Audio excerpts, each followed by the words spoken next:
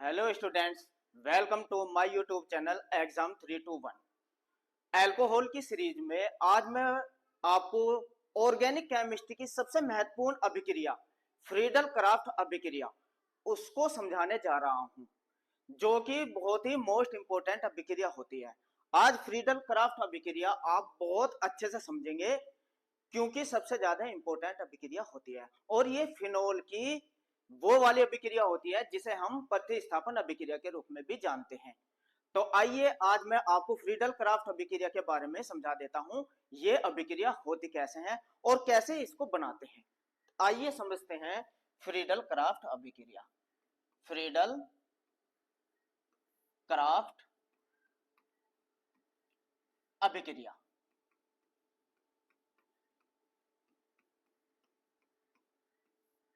Friedel Crafts अभिक्रिया जो कि बहुत ही मोस्ट इंपोर्टेंट अभिक्रिया होती है। आपको यह समझना चाहिए कि फ्रीडल क्राफ्ट अभिक्रिया कौन कौन से तत्व देते हैं और वे कौन से तत्व होते हैं जो फ्रीडल क्राफ्ट अभिक्रिया नहीं देते। इसी वीडियो के माध्यम से मैं आपको पूरी ऑर्गेनिक केमिस्ट्री की फ्रीडल क्राफ्ट अभिक्रिया समझा देता हूं। आइए समझिए, फ्रीडल क्राफ्ट अभिक्रिया के लिए आपके पास तीन तत्वों का होना बहुत जरूरी होता है। वे तीन तत्व कौन से होते हैं ये आपको पता होना चाहिए।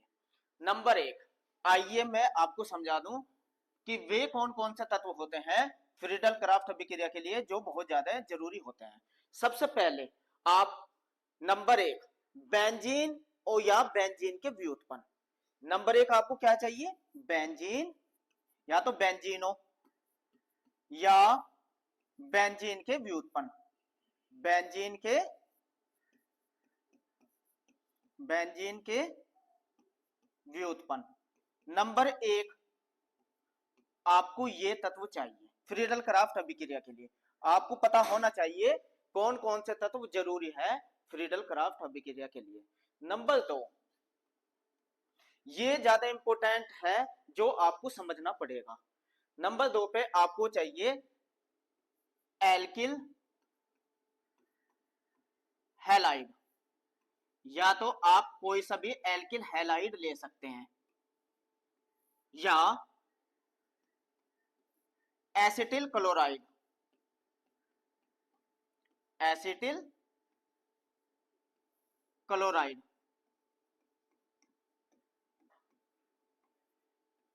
इन दोनों में से आप कोई सा भी तत्व लेकर फ्रीडल क्राफ्ट अभिक्रिया बहुत ही आसानी से कर सकते हैं। या इसमें या क्लोरोमीन क्लोरोमीन क्लोरोमीन भी ले सकते हैं। क्लोरोमीन भी लेकर आप करवा सकते हैं। इन तीनों में से कोई सा भी तत्व लेकर आप फ्रीडल क्राफ्ट अभिक्रिया बहुत ही आसानी से कर सकते हैं। और तीसरे पे आपको चाहिए होता है जो इस अभिक्रिया में उत्प्रेरक का काम करता है, निर्जल एल्यूमिनियम क्लोराइड। उसका नाम होता है निर्जल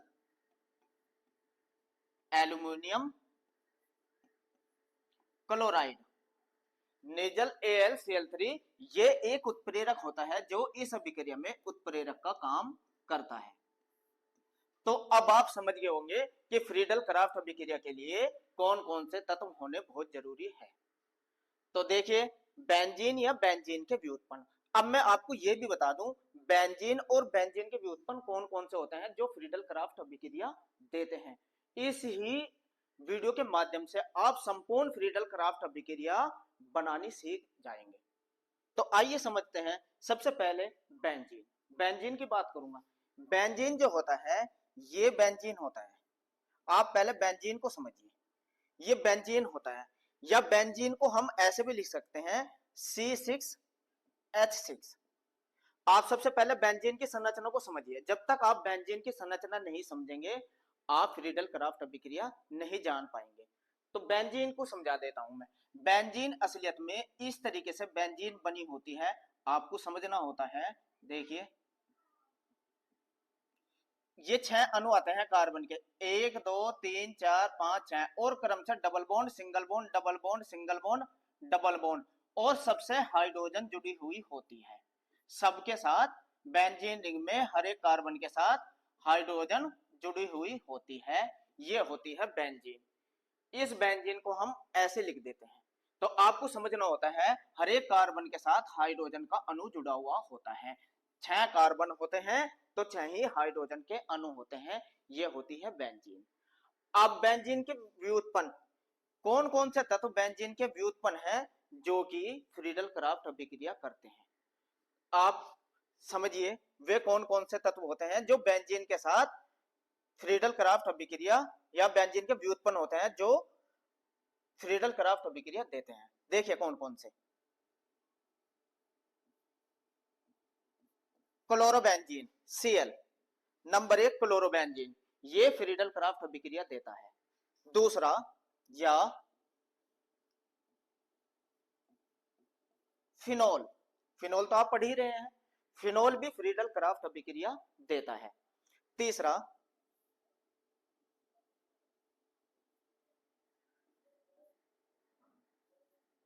एनिसोल, ये क्या हुआ?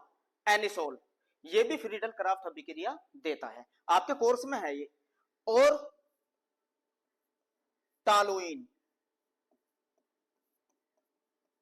ये 5 तत्व है जो कि फ्रीडल क्राफ्ट अभिक्रिया देते हैं। नंबर 1 हमेशा याद रखना benzene, number 2 toluene, chlorobenzene, phenol और एनिसोल। ये पांचों तत्व में से आप किसी के भी साथ फ्रीडल क्राफ्ट अभिक्रिया कर सकते हैं। आप फ्रीडल क्राफ्ट अभिक्रिया के बारे में अच्छे से जाने, इन 5 में से कोई सा एक तत्व लेकर आप फ्रीडल क्राफ्ट अभिक्रिया कर सकते हैं। ये इन 5 में से कोई सा भी एक होना चाहिए। मैं आपको फिनोल पढ़ा रहा हूं तो फ्रीडल क्राफ्ट अभिक्रिया फिनोल से बनाकर दिखाऊंगा। अब ये तो चाहिए ही चाहिए। अब बात करूंगा एल्किल हैलाइड की। एल्किल हैलाइड किसको कहते हैं आप ये भी समझिए। RX ये होता है एल्किल हैलाइड। R का मतलब एल्किल समूह और X का मतलब कोई हैलोजन का परमाणु। एल्किल समूह R की जगह आप CH3 लिख सकते हैं, इसे कहेंगे मैथिल। R की जगह आप मैथिल लिख सकते हैं या R की जगह आप C2H5 एथिल भी लिख सकते हैं। इसी तरीके से प्रोपिल, ब्यूटिल, पेंटिल ये एल्किल समूह होता है।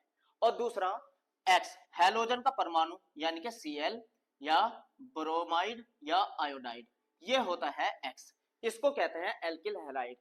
आप इसमें अभिक्रिया करेंगे CH3Cl को लेकर मैथिल क्लोराइड, इसको ही एल्किल हैलाइड कहता है। R की जगह आपने CH3 लिखा और X की जगह Cl, तो इसका नाम हुआ मैथिल क्लोराइड।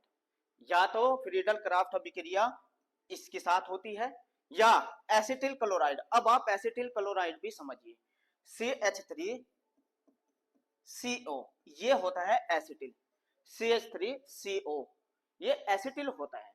और जब आप इसके साथ Cl का अणु जोड़ देते हैं तो तब इसको हम कहते हैं एसिटिल क्लोराइड। तो चाहे आप एल्किल हैलाइड से कराइए चाहे एसिटिल क्लोराइड से। और NH2Cl क्लोरोमीन, इसके साथ या ये भी फ्रीडल क्राफ्ट अभिक्रिया देता है। साइन एक तत्व और है, इसको भी लिखिए CnCl, साइनोक्लोराइड, साइनोक्लोराइड ये भी फ्रीडल क्राफ्ट अभिक्रिया देता है। एक तत्व और है NH2COCl, ये भी फ्रीडल क्राफ्ट अभिक्रिया देता है। देखिए मैंने कितने तत्व लिख दिए इसमें। फ्रीडल क्राफ्ट अभिक्रिया के लिए या तो आप एल्किल हैलाइड यानी कि इनमें से कोई सा भी लिखिए, एल्किल हैलाइड लीजिए या एसिटिल क्लोराइड लेके भी या NH2Cl लेके भी या CnCl लेके भी या NH2COCl, इन पांचों में से कोई सा भी एक तत्व लेकर आप फ्रीडल क्राफ्ट अभिक्रिया कर सकते हैं। तो फ्रीडल क्राफ्ट अभिक्रिया पूरी ऑर्गेनिक केमिस्ट्री की मैं आपको यही समझा रहा हूं। आप बार बुक में अलग अलग जाकर याद करते हैं और फ्रीडल क्राफ्ट अभिक्रिया दिमाग खराब कर देती है, लेकिन मैं आपको इसी वीडियो के माध्यम से पूरी ऑर्गेनिक केमिस्ट्री की फ्रीडल क्राफ्ट अभिक्रिया समझा रहा हूं। आपको समझना क्या है, इनमें से इन पांचों में से कोई सा एक तत्व ले लीजिए, क्लियर। इन पांचों में से कोई सा एक तत्व ले लीजिए, क्लियर। और निर्जल एल्यूमिनियम क्लोराइड, ये तो लेना ही लेना है। तब इन तीनों का कॉम्बिनेशन ही क्या कहलाता है, फ्रीडल क्राफ्ट अभिक्रिया। अब आप समझ गए होंगे फ्रीडल क्राफ्ट अभिक्रिया, कोई भी आपसे पूछे फ्रीडल क्राफ्ट अभिक्रिया किसे कहते हैं, तो आप बहुत ही आसानी से बना सकते हैं फ्रीडल क्राफ्ट अभिक्रिया। तुरंत बताइए कि बेंजीन या बेंजीन के व्युत्पन्न में से कोई सा एक तत्व लेना है। नंबर 2, इन पांचों में से कोई एक तत्व का नाम बोलिए। और नंबर 3, एल्यूमिनियम क्लोराइड, ये उत्प्रेरक का काम करेगा, ये तो होना ही होना चाहिए। तो जब इन तीनों का कॉम्बिनेशन होता है तभी फ्रीडल क्राफ्ट अभिक्रिया बनती है, ये बात याद रखना। आप अलग अलग जाकर फ्रीडल क्राफ्ट अभिक्रिया कर रहे हैं, नहीं, सबसे पहले आपको क्या पता होना चाहिए कि फ्रीडल क्राफ्ट अभिक्रिया के लिए कौन से तत्व जरूरी है। बनानी रिएक्शन तो मैं सिखाऊंगा ही आपको। आइए अब मैं फ्रीडल क्राफ्ट अभिक्रिया की बात करता हूं। आपके कोर्स में ये दो तत्व हैं, इन दोनों से फ्रीडल क्राफ्ट अभिक्रिया होती है, एल्किल हैलाइड से या एसिटिल क्लोराइड से, इनसे ही फ्रीडल क्राफ्ट अभिक्रिया होती है। किस तरीके से फ्रीडल क्राफ्ट अभिक्रिया होती है मैं आपको ये समझाने जा रहा हूं। अगर आप फ्रीडल क्राफ्ट अभिक्रिया कर रहे हैं एल्किल हैलाइड से, तब इसको कहेंगे एल्किलीकरण। तब अभिक्रिया क्या कहलाती है, एल्किलीकरण। कभी कभी आपसे फ्रीडल क्राफ्ट अभिक्रिया एल्किलीकरण के रूप में पूछता है।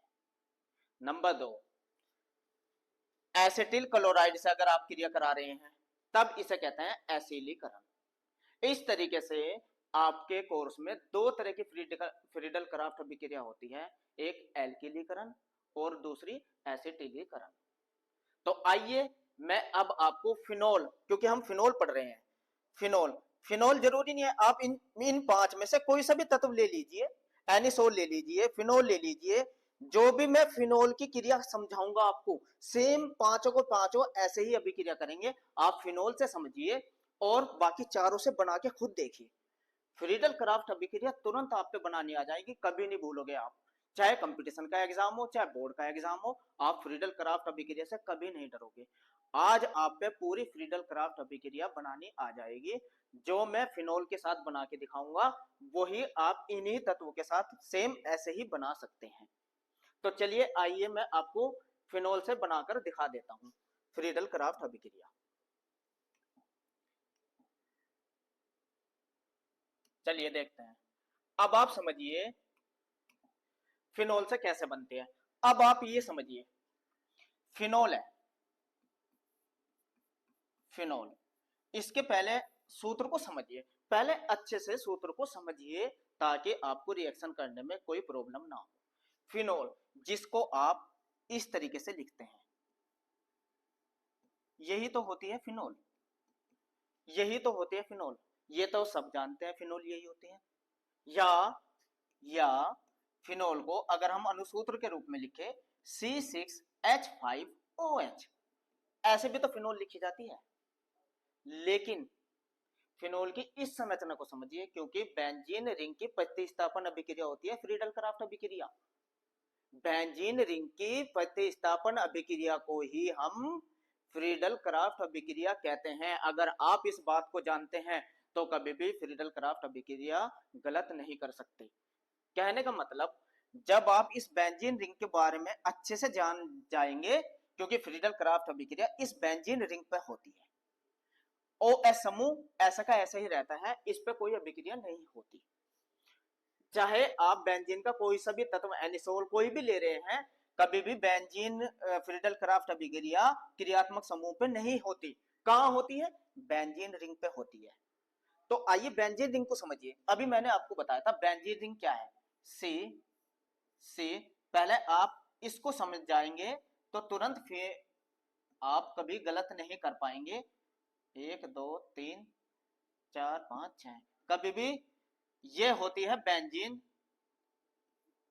की संरचना। ये बेंजीन, अब मैं आपको ये क्यों समझा रहा हूं, जब तक आपकी ये समझ में नहीं आएगा तब तक आप नहीं समझ पाएंगे फ्रीडल क्राफ्ट अभिक्रिया। ये बेंजीन रिंग होती है। अब आप समझिए, जब बेंजीन रिंग से ये हाइड्रोजन निकल के चला जाएगा, देखिए सी के तो 6 है ही, सी के 6 अणु है, गिन लिया, एक हाइड्रोजन यहां से निकल गया और तो H के 5 रह गए, क्योंकि 6 थे हाइड्रोजन के, ये H निकल के गया और इसकी जगह OH समूह आके जुड़ गया, तो OH। यही तो फिनोल था, यही तो फिनोल था, ये है फिनोल।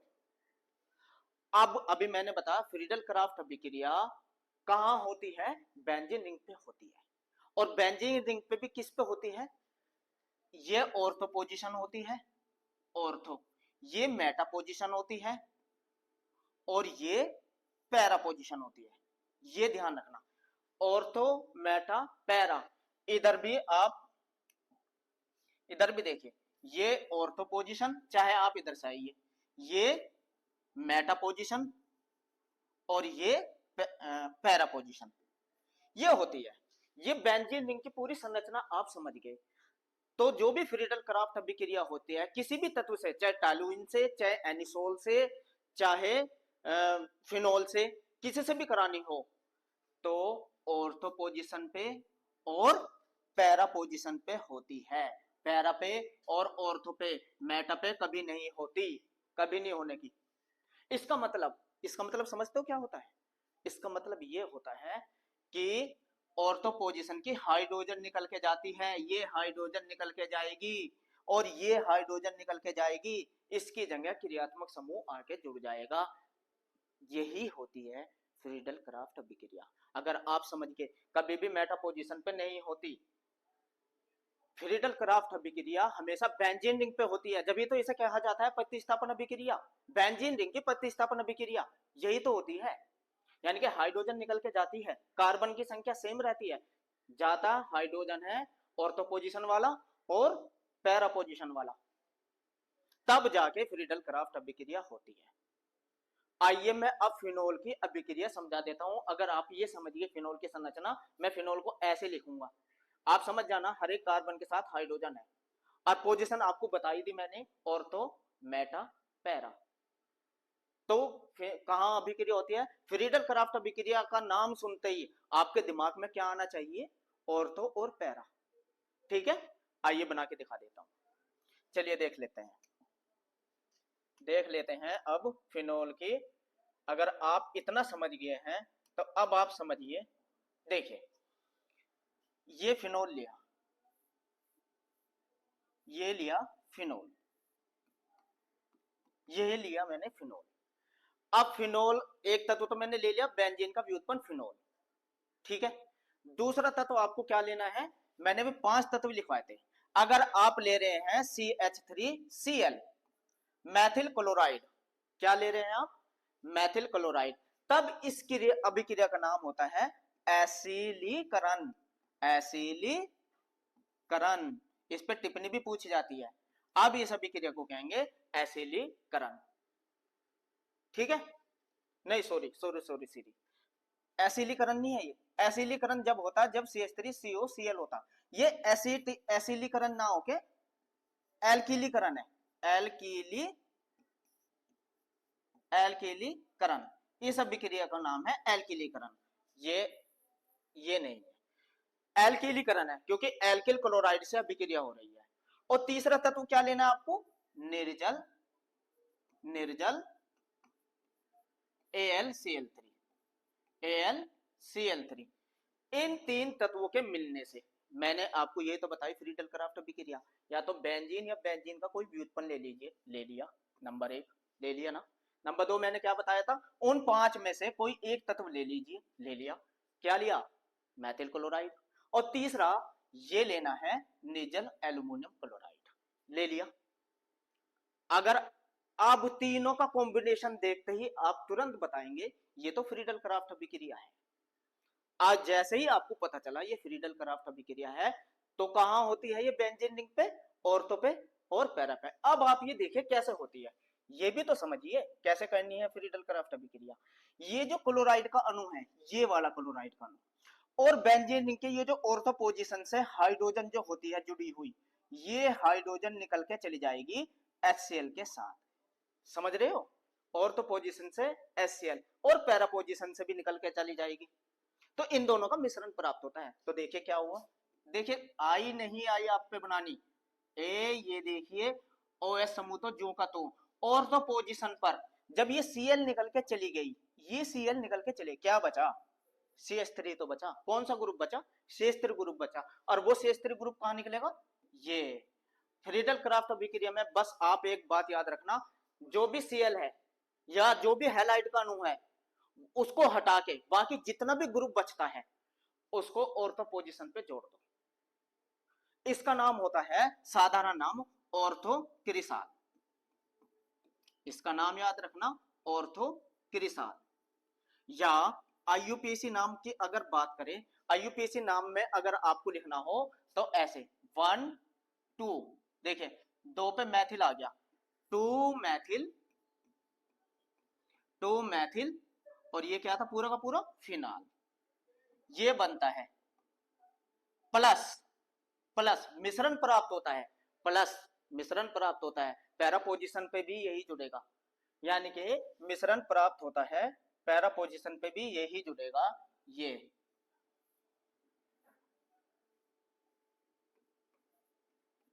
और पैरा पोजीशन पे भी CH3 का अणु आके जुड़ गया, पैरा पोजीशन पे भी CH3 का अणु आकर जुड़ गया, तो इन दोनों का मिश्रण प्राप्त होता है, इसे कहते हैं पैरा क्रिसाल। पैरा क्रिसाल। या देखिए 1 2 3 4, अब क्या 4 पे आया methyl group, 4 methyl phenol, 4 methyl phenol. देखिए अब आप समझ में आ गया आपकी फ्रीडल क्राफ्ट अभिक्रिया।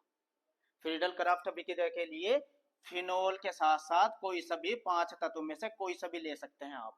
क्रिया यही होनी है, क्रिया ऑर्थो और पैरापी होनी है, क्रिया ऑर्थो और पैरापी होती है। HCl का अणु निकलता है, बस हैलाइड का अणु निकलता है, बाकी जो समूह बचता है वो जो का तो ऑर्थो पोजीशन पे और पैरा पोजीशन पे जुड़ता है, यही फ्रीडल क्राफ्ट अभिक्रिया होती है। तो मैंने इस वीडियो के माध्यम से पूरी की पूरी ऑर्गेनिक केमिस्ट्री की फ्रीडल क्राफ्ट अभिक्रिया आपको समझा दी। अभी तो चलिए दूसरे तत्व से भी क्या होता है, एल्किलीकरण। आइए अब मैं आपको समझा देता हूं एसिलीकरण। अब क्या समझा देता हूं, एसिलीकरण भी कहते हैं या एसिटिलीकरण भी कहते हैं, टिप्पणी इस पे भी आती है, चलिए उसको भी समझा देता हूं।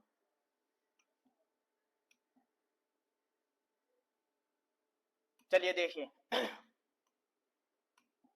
अगर ये लिया आपने फिनोल, फिनोल, अब इसकी क्रिया आप CH3COCl एसिटिल क्लोराइड से करा रहे हैं, क्या नाम है इसका? एसिटिल क्लोराइड, इसलिए इस अभिक्रिया का नाम एसिलीकरण या एसिटिलीकरण, एसिटिलीकरण, ये होता है इस अभिक्रिया का नाम। फ्रीडल क्राफ्ट अभिक्रिया 2 तरह की दिखा रखी है आपकी बुक में, एसिलीकरण या एल्किलीकरण। अब देखिए क्या होता है, तीसरा तत्व क्या चाहिए आपको उत्प्रेरक के रूप में? एल्यूमिनियम क्लोराइड, निर्जल AlCl3। आप समझिए, सबसे पहले आपने देखा बेंजीन का व्युत्पन्न है, दूसरे नंबर पे आपने देखा एसिटिल क्लोराइड है, और तीसरे नंबर पे आपने देखा निर्जल एल्यूमिनियम क्लोराइड है। तुरंत फ्रीडल क्राफ्ट अभिक्रिया, तुरंत फ्रीडल क्राफ्ट अभिक्रिया, दिमाग में क्या आएगा? ऑर्थो पोजीशन पे और पैरा पोजीशन पे क्या जुड़ना है? ग्रुप। देखिए ग्रुप क्या बचेगा, अब आप ग्रुप देखिए, इसमें ये Cl जाना है ना, हमेशा Cl का अणु निकलेगा, हमेशा हैलाइड का अणु निकलेगा, और ऑर्थो पोजीशन से और पैरा पोजीशन से हाइड्रोजन निकल के जाएगी HCl के रूप में, HCl बाहर हो जाता है, HCl बाहर हो जाता है, और किसका मिश्रण प्राप्त होता है? ऑर्थो पोजीशन पे और पैरा पोजीशन पे। आइए देख लेते हैं बना के। अब तो कुछ नहीं बचा समीकरण में, अब तो आप समझ गए ग्रुप पे कोई अभिक्रिया नहीं होनी, सिर्फ ऑर्थो पोजीशन पे ही जुड़ेगा कौन सा ग्रुप? ये ग्रुप बचा ना, CH3CO, तो इसे हम ऐसे लिख सकते हैं COCH3 या CH3CO भी लिखिए, ये ठीक है ना, ये बनता है। तो इसका नाम क्या होता है? देखो ऑर्थो हाइड्रोक्सी एनिसोल, ये क्या है? एनिसोल। एनिसोल देखिए एनिसोल ये होता है जब बेंजीन रिंग के बीच में O और यहाँ कोई एल्किल ग्रुप होता है तब ये एनिसोल होता है, ठीक है ना। तब ये क्या होता है, ईथर का व्युत्पन्न एनिसोल, तो एनिसोल बनता है, देखो ortho hydroxy anisole, ortho hydroxy anisole, ठीक है। प्लस प्लस कॉम्बिनेशन, कॉम्बिनेशन किसका, पैरा पोजीशन का, लेकिन पैरा पोजीशन वाला ज्यादा बनता है, मुख्य रूप से पैरा पोजीशन ही होता है, एक कम मात्रा में मिश्रण होता है इसमें और ये अधिक मात्रा में बनता है। तो अब क्या कौन सी पोजीशन पे जुड़ेगा, 4 पोजीशन पे, COCH3 समूह, COCH3, ये हो जाएगा पैरा हाइड्रोक्सी एनिसोल।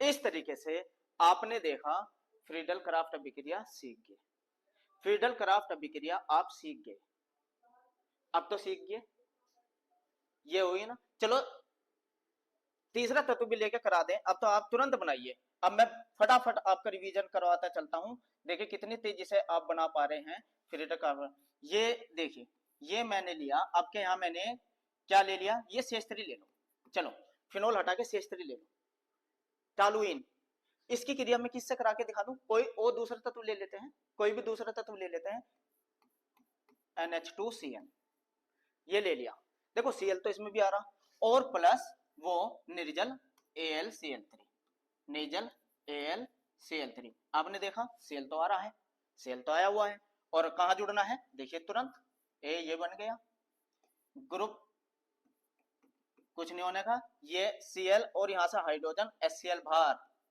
तो क्या कहां आगे जुड़ेगा ग्रुप NH2, यहाँ NH2 सॉरी NH2 प्लस, और तो पोजीशन पे जुड़ेगा, और कहां जुड़ेगा, पैरा पोजीशन पे ही जुड़ेगा, ये जुड़ गया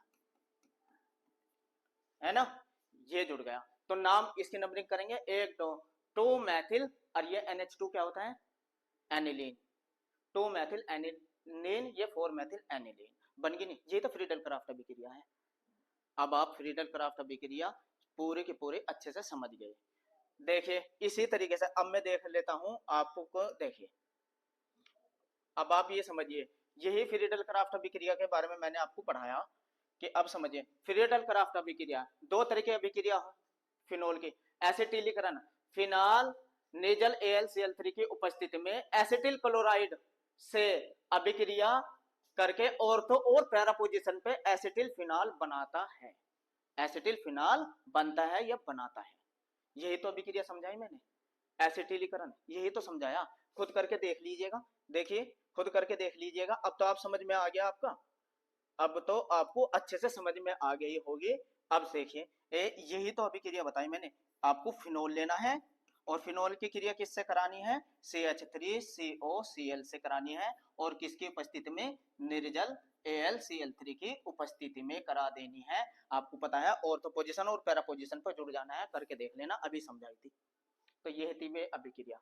दूसरी अभिक्रिया ये तो क्या है, एसिटिलीकरण, दूसरी है एल्किलीकरण, यही मैंने बताई आपको, फिनोल निर्जल AlCl3 की उपस्थिति में एल्किल क्लोराइड से क्रिया करके ऑर्थो और पैरा, देखो ऑर्थो और पैरा पोजीशन पे ही एल्किल फिनोल बनता है, यानी कि ये अभिक्रिया मैंने आपको क्या समझाई, अभी आपको ये अभिक्रिया मैंने समझाई है आपको इस तरीके से, ये लिया आपने फिनोल, क्योंकि फिनोल पे पढ़ रहे हैं आप, और प्लस अब क्या एसिटिल क्लोराइड से करा दो, वो मैथिल क्लोराइड से, और किसकी उपस्थिति में, निर्जल AlCl3, ये Cl बाहर हो जाएगा, ये ऑर्थो पोजीशन पे और पैरा पोजीशन पे आके जुड़ जाएगी, इस तरीके से ये आपने फिनोल की प्रतिस्थापन अभिक्रिया पढ़ी है फ्रीडल क्राफ्ट अभिक्रिया के रूप में। अब फ्रीडल क्राफ्ट अभिक्रिया चाहे बेंजीन से आए, चाहे टैलुइन से आए, चाहे फिनोल से आए, चाहे एनिसोल से आए, वे 5 तत्व जो मैंने बताए हैं, पूरी ऑर्गेनिक केमिस्ट्री की फ्रीडल क्राफ्ट अभिक्रिया आपके सामने मैंने बहुत अच्छे से आपको समझाई है।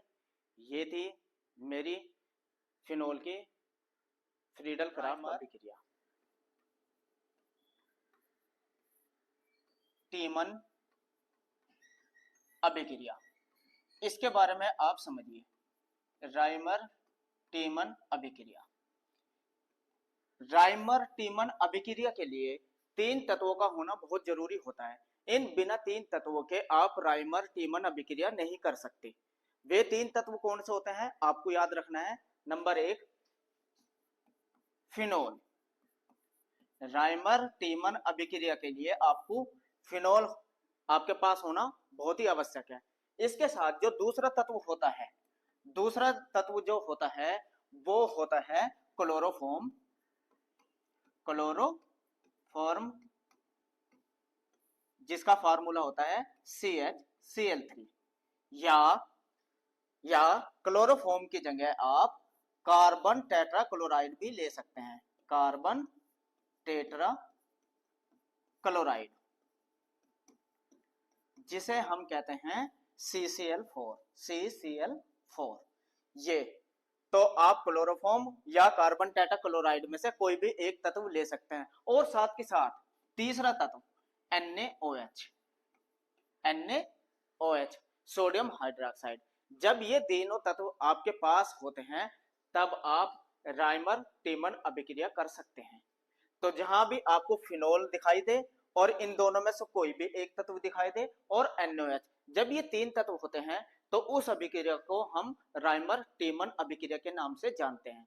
तो आप कह सकते हैं फिनोल की अभिक्रिया क्लोरोफॉर्म से या कार्बन टेट्राक्लोराइड से कराते हैं तो इस अभिक्रिया को राइमर टीमन अभिक्रिया कहते हैं। और जलीय NaOH की उपस्थिति में 60 से 70 डिग्री सेल्सियस पर क्लोरोफॉर्म से अभिक्रिया करने पर जब हमें जो उत्पाद प्राप्त होता है वही राइमर टीमन अभिक्रिया कहलाती है। आइए समझा देता हूं ये अभिक्रिया होती कैसे हैं। आप अभिक्रियाओं को समझिए। देखिए, इस अभिक्रिया के लिए आपको क्या समझना है ये देखिए। सबसे पहले आपने ये लिया क्लोरोफॉर्म, ये लिया क्लोरोफॉर्म। इसकी क्रिया आप क्लोरोफॉर्म से अगर कराने जा रहे हैं, क्लोरोफॉर्म से प्लस जलीय NaOH की उपस्थिति में, और टेम्परेचर रखना है 60 डिग्री से 70 डिग्री सेल्सियस। ये टेम्परेचर पे ये अभिक्रिया होती है और जो उत्पाद बनता है, ये जो उत्पाद बनता है देखिए क्या बनेगा। आपको मैं समझा दूं। यहां इसकी ऑर्थो पोजीशन पे CHO ग्रुप आके जुड़ जाता है। इसको कहते हैं ortho hydroxy benzaldehyde. Ortho hydroxy benzaldehyde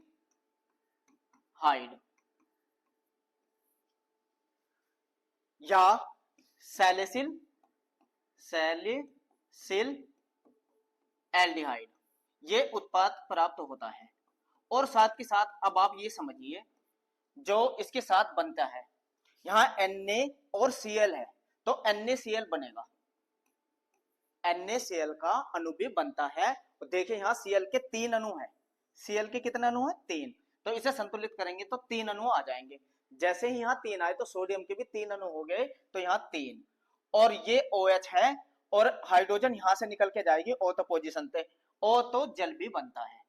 साथ के साथ क्या बनता है? जल भी बनता है। जल के अणु 3 ये रे, एक हाइड्रोजन यहाँ से 4, तो यहाँ 2 लगाने पड़ते हैं। इस तरीके से ये पूरी की पूरी अभिक्रिया कहलाती है राइमर टीमर अभिक्रिया। अब आप एक बात समझिए, ये अभिक्रिया होती कैसे है। ये तो आप बुक में भी पढ़ सकते हैं, मॉडल से पढ़ सकते हैं, कहीं भी आप देखेंगे ये अभिक्रिया ऐसे ही पढ़ते हैं। लेकिन वास्तव में ये अभिक्रिया, ये तो उत्पाद बना है ऑर्थो हाइड्रोक्सी बेंजेल्डिहाइड, ये बनता कैसे है। ये अभिक्रिया तो बुक में भी है, फिर आपको पढ़ने का फायदा क्या है। अब इस अभिक्रिया को मैं आपको बहुत अच्छे से समझाता हूं कि ये वास्तव में बनती कैसे है। आप अच्छे से समझिए कि ये उत्पाद जो बना है ये एकदम डायरेक्ट ऐसे नहीं बनता, माध्यमिक उत्पाद भी बनते हैं।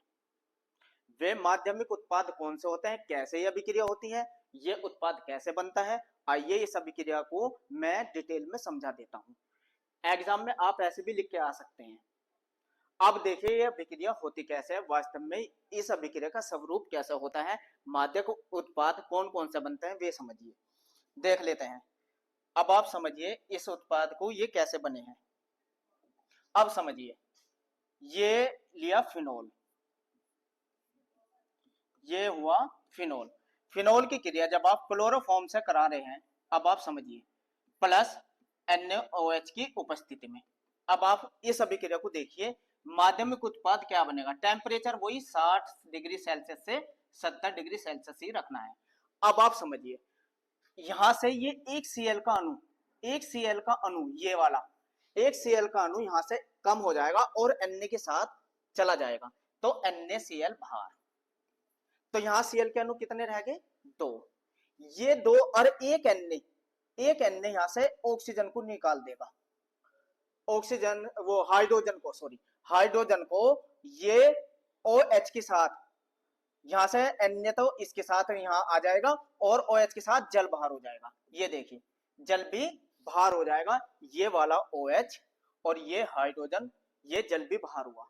तो क्या बना आपके पास, अब जो माध्यमिक उत्पाद बनता है इसको देखिए जरा गौर से, इसको समझिए। ये O और यहाँ Na का अणु आ जाएगा, सोडियम फिनॉक्साइड बोलते हैं इसको, लेकिन इसकी ऑर्थो पोजीशन से, यहाँ ऑर्थो पोजीशन, इस ऑर्थो पोजीशन पे देखिए ये ग्रुप आके जुड़ जाएगा, क्या बच रहा था यहाँ, CHCl2, CHCl2। ये माध्यमिक उत्पाद बनता है राइमर टीमर अभिक्रिया में, ये माध्यमिक उत्पाद बनता है शुरू में। अब आप देखिए इसे संतुलित करिए, Na का एक अणु यहाँ, एक अणु यहाँ, 2 अणु आए ना, एक और एक 2, तो 2 अणु यहाँ आ जाएंगे। Na के कितने अणु हुए, 2, तो 2 अणु यहाँ Na के आ जाएंगे, ठीक है ना। और हाँ ये Na के, हाँ 2 अणु, एक और एक 2, ठीक है। ये बना। हाइड्रोजन के देखिए, हाइड्रोजन कितने, 2 और एक यहाँ से 3 और एक ये 4, तो 2 हाइड्रोजन के ये हुई, ये स्पेशल ये बनता है, NaCl का एक अणु निकलता है इसके साथ और 2 हाइड्रोजन का अणु। लेकिन ये माध्यमिक उत्पाद बना, कैसा है ये माध्यमिक। फिर दोबारा, अब आप समझिए, दोबारा ये अभिक्रिया फिर इसको NaOH से फिर दोबारा रिफ्लेक्स करते हैं। अब समझिए, दोबारा फिर इसे NaOH से रिफ्लेक्स करते हैं। ऐसे करने पे क्या होता है जरा ध्यान से समझिए, ये जो Na है ये Cl के दोनों अणु को लेके NaCl बाहर हो जाएगा, NaCl पूरा का पूरा Cl का अणु बाहर निकल जाएंगे, तो यानी कि 2 Cl के अणु बाहर निकले, तो यहाँ 2 आ जाएंगे, ठीक है ना, क्योंकि Cl के 2। तो माध्यमिक उत्पाद क्या बना ये समझिए, फिर भी अभी भी माध्यमिक उत्पाद बना। आप क्रियाविधि समझिए, Na और यहाँ आ जाएगा CHO, ये माध्यमिक उत्पाद बनता है, ठीक है। अब आप समझिए, यहाँ से ये Cl के 2 अणु बाहर हो गए और ये ऑक्सीजन का अणु यहाँ आके जुड़ गया, और साथ के साथ जल का भी अणु निकलता है, एक जल का अणु भी बाहर होता है, तो ये माध्यमिक उत्पाद बना। अब इसको HCl से रिफ्लेक्ट करिए, ये क्या होता है, HCl से फिर दोबारा क्रिया होती है HCl के द्वारा। अब क्या होता है HCl के द्वारा जब ये क्रिया होती है, ये जो Cl का अणु है ये Na के अणु को लेकर बाहर हो जाएगा, वहां से NaCl बाहर, NaCl का अणु बाहर निकल जाएगा और ये हाइड्रोजन यहाँ आके जुड़ जाएगी, ये हाइड्रोजन यहाँ आके जुड़ जाएगी, तो क्या बना, ये CHO। इसे ही देखिए, ये होती है पूरी राइमर टाइमर अभिक्रिया जो आपने पढ़ी है, ये बनी है, ठीक है ना। ये राइमर टाइमर अभिक्रिया अब पूरी हुई है, जो अभिक्रिया मैंने आपको समझाई थी, असलियत में ये पूरा स्टेप होता है राइमर टाइमर अभिक्रिया का। तो ये आपकी पूरी राइमर टाइमर अभिक्रिया जो मैंने लिखी थी उस असलियत में ऐसे होती है, ये माध्यमिक उत्पाद बनते हैं। एंड में यही उत्पाद बना है ऑर्थो हाइड्रोक्सी बेंजील्डिहाइड, ऑर्थो हाइड्रोक्सी बेंजील्डिहाइड, और हम एग्जाम में ऐसे लिखते हैं। अब दूसरी समझिए, इसको नोट करके दूसरी समझिए। अब आप देखिए, अब अगर फिनोल की अभिक्रिया, ये फिनोल का अणु, अब अगर फिनोल की अभिक्रिया आप कराते हैं CCl4 कार्बन टेट्रा क्लोराइड से और जलीय NaOH की उपस्थिति में, जलीय NaOH की उपस्थिति में कराते हैं, तो अब के ऑर्थो हाइड्रोक्सी बेंजोइक अम्ल, ये बनता है ऑर्थो हाइड्रोक्सी बेंजोइक अम्ल। और NaCl बाहर हो जाता है, प्लस NaCl भी बनता है और प्लस जल के अणु भी बनते हैं। Na के यहाँ Cl के 4 अणु है तो यहाँ 4 आ जाएंगे और उसको संतुलित करेंगे तो यहाँ भी कितने आए, 4 4, तो जल के 4 अणु हो जाएंगे। इस तरीके से ये पूरी अभिक्रिया होती है। ये बना है ऑर्थो हाइड्रोक्सी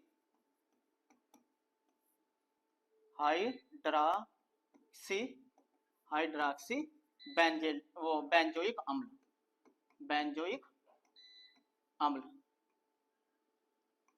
इसे कहते हैं सैलिसिलिक अम्ल या सैलिसिलिक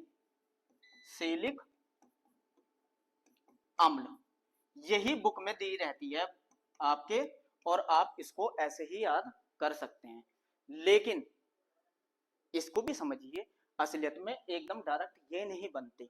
आप एग्जाम में ऐसे करके आ सकते हैं, लेकिन वास्तव में इसमें भी माध्यमिक उत्पाद बनते हैं, इसके अंदर भी माध्यमिक उत्पाद बनते हैं। वो भी आपको समझना है कि वो माध्यमिक उत्पाद कौन से बनते हैं। क्योंकि देखो रिएक्शन तो आप बुक से पढ़ लीजिए ऐसे, लेकिन फिर मैं आपको समझा भी तो रहा हूं कि कैसे माध्यमिक उत्पाद बनते हैं। देखिए कैसे बनते हैं, उसकी क्रिया विधि भी मैं आपको समझा दूं। ये उत्पाद कैसे बनता है ये समझिए आप। देखिए ये लिया आपने फिनोल, दूसरा CCl4 और प्लस NaOH का जलीय विलयन। यही था जो मैंने डायरेक्ट बनाई थी। अब आप क्या होता है, इसका भी माध्यमिक उत्पाद बनता है। ये एकदम डायरेक्ट ही नहीं बनता, इसका माध्यमिक उत्पाद देखिए यहां क्या होता है। अब आप ये समझिए, ये ONA ऐसे क्या ऐसे ही, और यहां से ये देखिए NaCl बाहर हो जाएगा, NaCl का अणु बाहर हो जाएगा, ठीक है ना। Na और ये Cl का अणु, Cl के 4 अणु है तो 4 NaCl के अणु बाहर हो जाएंगे, ठीक है। और यहाँ इसकी ऑर्थो पोजीशन पे यहाँ देखो C बच गया और एक O, ये COONA, ये माध्यमिक उत्पाद बनता है। ये माध्यमिक उत्पाद बनता है, ये माध्यमिक उत्पाद बनता है। और साथ के साथ यहाँ जब इसे संतुलित करेंगे, एक Na और 4 Na, तो टोटल 6 Na के अणु आए हैं तो यहाँ 6 आ जाएगा। और अब हाइड्रोजन को देखिए, H 6 ये था ना, तो 3 जल के अणु बाहर हो जाएंगे क्योंकि 3 दूनी 6 हाइड्रोजन है। अब आप समझ में आ गया, ये माध्यमिक उत्पाद बना। अब इसके साथ इसको आप HCl से रिफ्लेक्ट कर दीजिए, HCl से रिफ्लेक्ट कर दीजिए। अब आप देखिए HCl से जैसे आप रिफ्लेक्ट करेंगे, ये Na तो Cl के साथ बाहर हो जाएगा, Na Cl के साथ बाहर हो जाएगा। और अब देखिए ये माध्यमिक उत्पाद बनेगा। आप देखिए ये Na यहां से Cl को लेके बाहर, NaCl, और एक Na इस Cl के, तो 2 NaCl बाहर हुए, एक ये वाला Na एक ये वाला Na, तो HCl के 2 अणु लगते हैं, ठीक है ना। और यहाँ आ जाएगा COO, इस Na की जगह H, COOH। अगर आप एग्जाम में ऐसे लिखना चाहे तो इस रिएक्शन को आगे ऐसे लिख दीजिए यहाँ। तो ये माध्यमिक उत्पाद बनता है राइमर टीमर अभिक्रिया में, अगर आप अभिक्रिया दिखा रहे हैं CCl4 के द्वारा। तो असलियत में अभिक्रिया ये होती है, ये कोई नहीं समझाता आपको। आप अगर एग्जाम में ऐसे लिख के दिखाएंगे तो बहुत ही अच्छे मार्क्स आने की संभावना होती है। डायरेक्ट अभिक्रिया तो कोई भी लिख सकता है, डायरेक्ट तो मैंने भी आपको समझा दी थी, आप भी लिख सकते हैं, आसान भी होती है याद करना। लेकिन समझिए इस तरीके से कि असलियत में होते कैसे है। तो इस तरीके से राइमर टाइमर अभिक्रिया आपने सीखी, और इसके लिए आपको कौन कौन से तत्व जरूरी थे। नंबर 1 फिनोल, कार्बन टेट्राक्लोराइड या क्लोरोफॉर्म, और जलीय विलयन किसका होना चाहिए, NaOH का। इसी को ही राइमर टीमर अभिक्रिया अभिक्रिया। इस वीडियो के माध्यम से हम गाटरमान अभिक्रिया को समझेंगे। आइए समझा देते हैं गाटरमान अभिक्रिया। गाटरमान अभिक्रिया, जब भी एग्जाम में गाटरमान अभिक्रिया पूछी जाती है तो आपको पता होना चाहिए गाटरमान अभिक्रिया के लिए कौन कौन से अभिकारक जरूर चाहिए आपको। मैं उन यौगिकों के नाम बता देता हूं जो कि गाटरमान अभिक्रिया के लिए बहुत ज्यादा इंपॉर्टेंट होते हैं। आइए समझते हैं वे कौन कौन से तत्व होते हैं जो गाटरमान अभिक्रिया के लिए बहुत ही इंपॉर्टेंट होते हैं। इसके लिए सबसे पहले आपको नंबर 1 फिनोल होना बहुत जरूरी है। सबसे पहले आपको क्या होना चाहिए आपके पास? फिनोल। फिनोल के बाद जो दूसरा यौगिक है, फिनोल के बाद दूसरा यौगिक HCN व HCl का मिश्रण, इन दोनों का मिश्रण आपको आपके पास होना चाहिए। और तीसरा उत्प्रेरक के रूप में इसमें निर्जल एल्युमिनियम क्लोराइड काम करता है। उत्प्रेरक के रूप में निर्जल एल्युमिनियम क्लोराइड AlCl3। जब आपके पास ये तीनों तत्व होते हैं, इसके ही कॉम्बिनेशन को हम गाटरमान अभिक्रिया कहते हैं। फिनोल, फिनोल जो कि प्रतिस्थापन अभिक्रिया के तहत गाटरमान अभिक्रिया दिखाता है, उसको समझिए। फिनोल, आप फिनोल को जानते हैं, फिनोल को हम ऐसे लिखते हैं, ये फिनोल होता है, या फिनोल को आप C6H5OH ऐसे भी दिखा सकते हैं।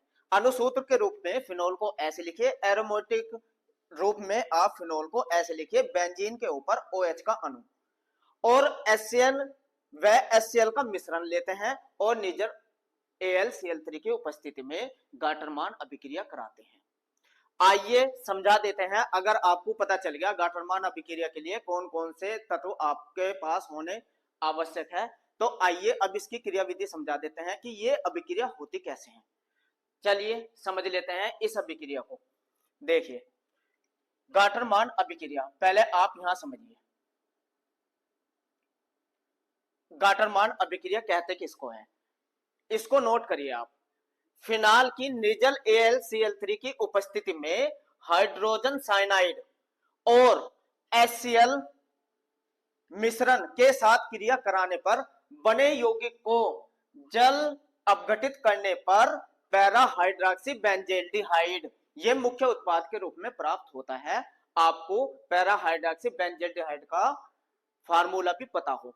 इस अभिक्रिया के तहत मैं आपको समझा देता हूं कि ये कैसे होती है अभिक्रिया। आइए समझ लेते हैं इस अभिक्रिया को। देखिए ये अभिक्रिया होती कैसे है। सबसे पहले आप HCN प्लस HCl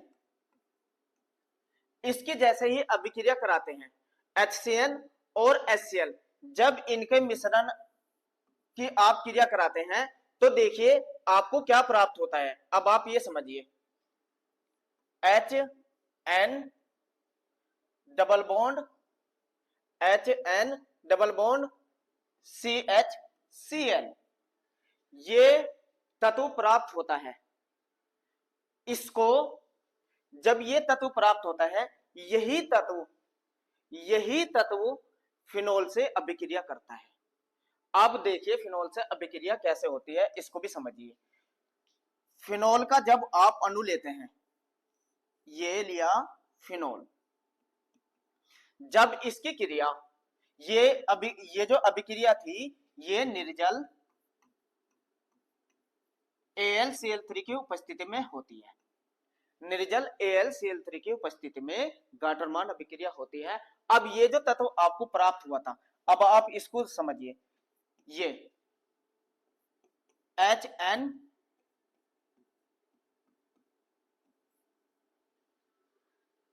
अब ये तत्व अभिक्रिया करता है फिनोल से, किसकी उपस्थिति में? निर्जल AlCl3 की उपस्थिति में, AlCl3 की उपस्थिति में क्रिया करता है। तो आपको याद रखना है पैरा पोजीशन पर अब आप समझिए, पैरा पोजीशन पर आके जुड़ता है क्या, यहां ये पैरा पोजीशन होती है। देखिए ये कहलाती है ऑर्थो पोजीशन, ये मेटा पोजीशन और ये पैरा पोजीशन। इधर से भी देख सकते हैं, ये होती है ऑर्थो पोजीशन, ये होती है मेटा पोजीशन और ये होती है पैरा पोजीशन। तो इसके पैरा पोजीशन पे यहां यहां ये तत्व आके जुड़ता है। जुड़ने का तरीका क्या होता है, अब आप जुड़ने का तरीका भी समझिए। ये क्रिया किस तरीके से होती है अब आप देखिए।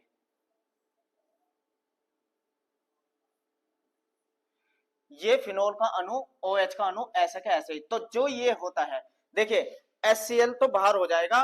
अब आप यहां से यहां क्या बचा ये देखिए, CH डबल बॉन्ड NH। होता क्या है, ये जो Cl है, Cl का अणु इसके पैरी पोजीशन से हाइड्रोजन का लेकर HCl बाहर हो जाता है। क्या बाहर हो जाता है, HCl का अणु बाहर हो जाता है। और देखिए ये क्या बना है, इसका भी नाम आप समझिए। अगर हम काउंटिंग करें 1 2 3 4, तो इसका नाम बना है फेनिल फेनिल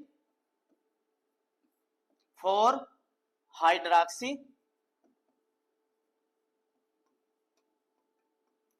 और एक कार्बन है तो मैथेनेमाइन मैथेनेमेन। ये माध्यमिक यौगिक बना है, ये अभी माध्यमिक यौगिक बना है, अभी ये क्रिया पूरी नहीं हुई। अब जैसे ही इस अभिक्रिया का जल अपघटन करेंगे, इसके बाद क्या होता है, इसका जल अपघटन होता है।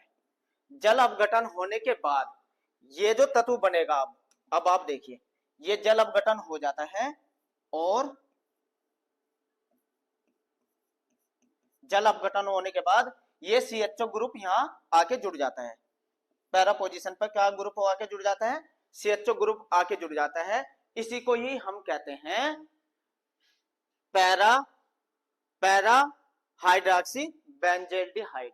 यही होता है पैरा हाइड्रॉक्सी बेंजेल्डिहाइड। साथ के साथ N है, H है और अमोनिया का अणु भी निकल के चला जाता है, और अमोनिया का अणु इसमें निकल के चला जाता है क्योंकि N है, H एक एरा H और एक हाइड्रोजन यहां से आ जाएगी, तो NH3 अमोनिया का अणु भी बाहर हो जाता है। इस तरीके से आपने ये सीखी गाटरमान अभिक्रिया। ये थी गाटरमान अभिक्रिया। तो थैंक्स जुड़े रहने के लिए।